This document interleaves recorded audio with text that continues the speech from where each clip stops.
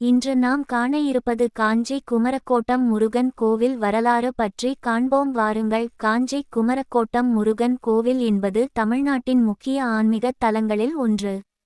இது காஞ்சிபுரம் நகரில் ஸ்ரீ காமாட்சி அம்மன் கோவிலுக்கும் ஏகாம்பரநாதர் கோவிலுக்கும் இடையே அமைந்துள்ள ஒரு பரிசுத்தமான முருகன் கோவில் ஆகும்.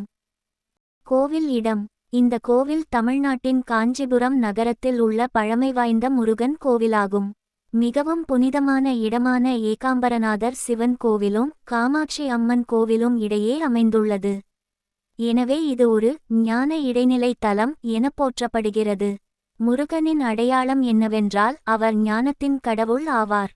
முருகன் தந்தையான சிவனிடம், "அப்பா, உனக்கு தெரியுமா, அகம் யார், ஆன்மா யார், பரம் யார்?" என்று கேட்கிறார் முருகர்.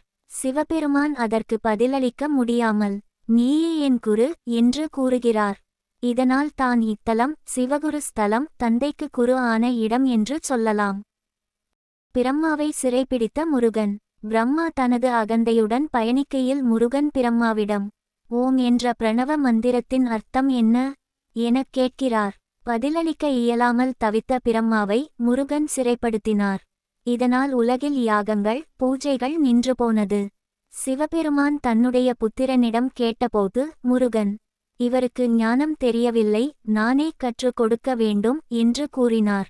வலது நோக்கிய அம்புக்குறி. இதனால் தான் முருகன் ஞானக் கடவுள், குருமூர்த்தி, அறிவின் பிரதி என போற்றப்படுகிறார். மகா பெரியவா காஞ்சி மடாதிபதி கூறியது: காஞ்சி 3 பீடங்களை வைத்திருக்கும் புனித நிலம். 1 ஏகாம்பரேஸ்வரர் சிவத்துவம், 2 காமாட்சி அம்மன் சக்தி தத்துவம், 3 குமரக்கோட்டம் ஞான தத்துவம் தத்துவ திரிகோணம்.